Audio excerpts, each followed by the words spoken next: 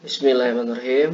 Baik, anak-anak sekalian, pada kesempatan kali ini Bapak akan membahas teks anekdot yang kemarin telah disampaikan. Kita akan menganalisis teks anekdot, mencari makna tersirat di dalam anekdot. Seperti yang telah kita pelajari sebelumnya, bahwa anekdot itu cerita lucu. Nah, tapi di samping melucu, anekdot juga terdapat sebuah makna, pesan yang ingin disampaikan. Nah, ini anekdotnya, cara keledai membaca buku. Pertama, sebelum kita mencari maknanya, kita cari tahu dulu unsur humornya di mana. Ya, kira-kira di mana? Nah, unsur humornya ternyata terdapat di sini.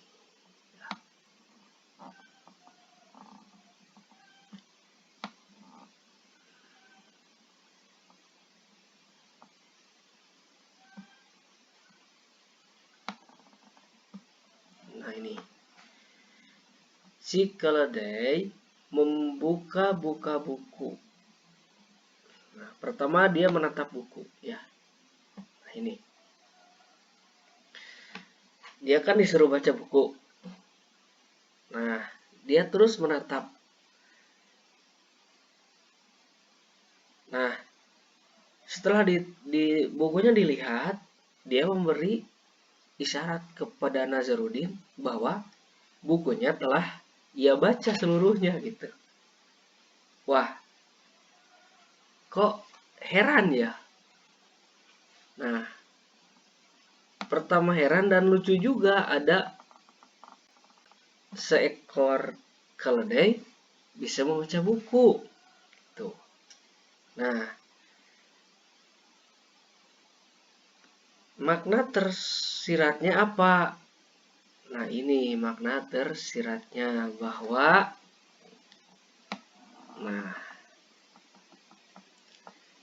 memang demikianlah cara keledai membaca. Hanya membalik-balikan halaman tanpa mengerti isinya. Jadi, kalau kita membuka-buka buku tanpa mengerti isinya, berarti kita juga sama seperti keledai. Nah, ini kritikan juga gitu ya. Banyak di antara kita menenteng buku besar-besar, tebal-tebal, tanpa tahu maknanya apa gitu. Nah, ternyata kalau kita lihat bagaimana dia bisa menuruti Nazarudin si keledai itu.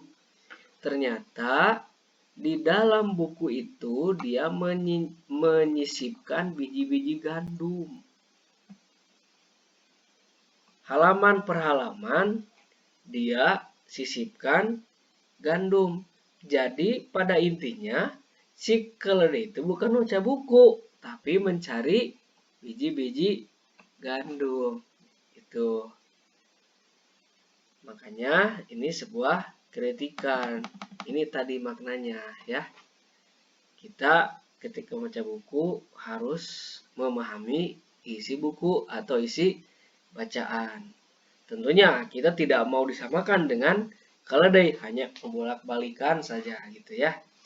Nah, itu analisis berdasarkan makna tersirat. Nah, sekarang kita akan menganalisis berdasarkan struktur observasi ya, struktur observasi. Oke. Struktur observasi ada berapa?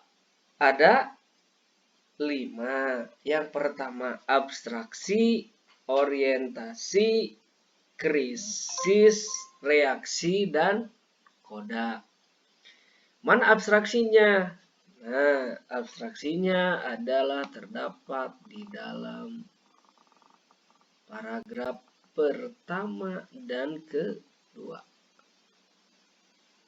Oke, ini abstraksi.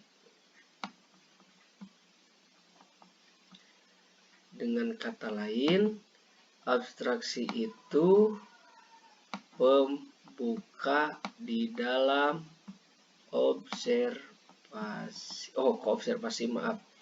anekdot.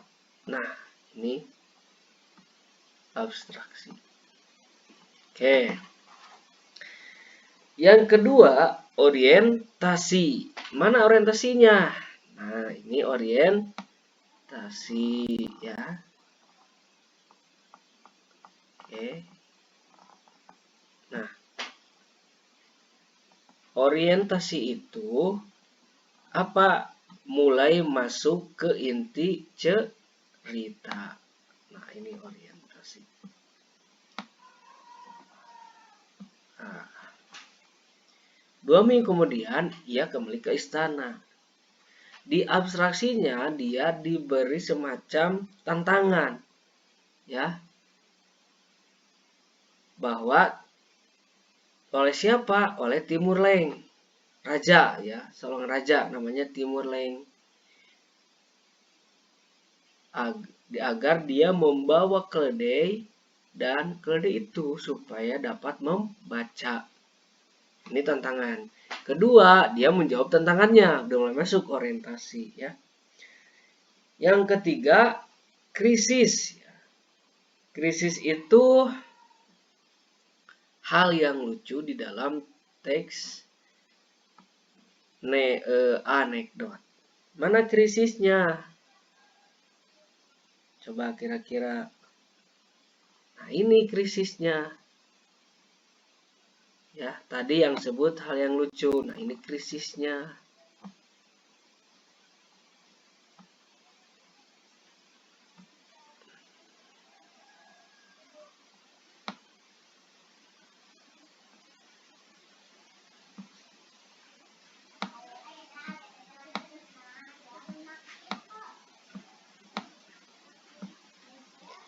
Krisisnya adalah si keledai menatap buku. Semua heran, loh kok bisa membaca buku gitu ya.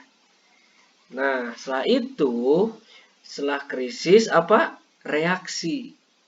Bagaimana reaksi orang-orang ketika diperlihatkan hal-hal yang lucu tersebut?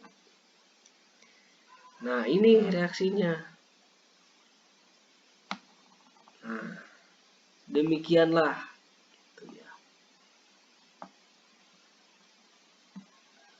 Ia kagum, lalu memberikan hadiah kepada Nasruddin. Wah, iya nih, benar gitu. Dia ternyata bisa menjawab tantangan sang raja dan mengagumi.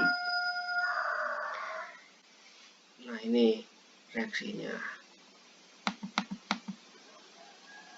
Krisis reaksi.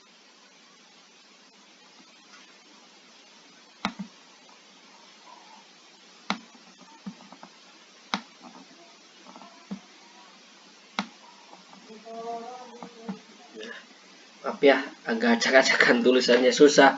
Soalnya nggak pakai pensil tapi pakai trackpad. Orientasi, krisis, reaksi, dan terakhir adalah koda. Mana kodanya? Koda itu adalah penutup. Mana tadi ya? Nah, ini.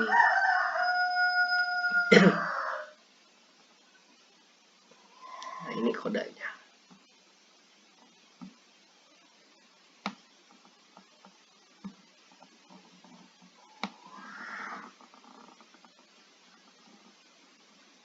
Namun bukankah ia tidak mengerti apa yang dibacanya?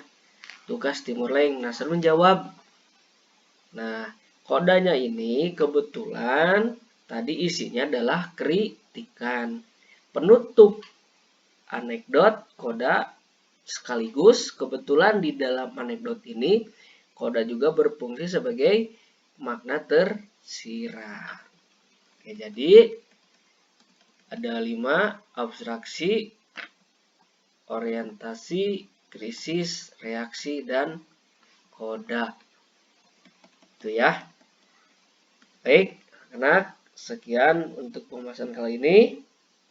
Kalau sekiranya kurang memahami, kalian boleh diputar lagi ini tayangan ini sampai kamu benar-benar paham, atau boleh langsung bertanya di kolom komentar. Sekian, wassalamualaikum warahmatullahi wabarakatuh.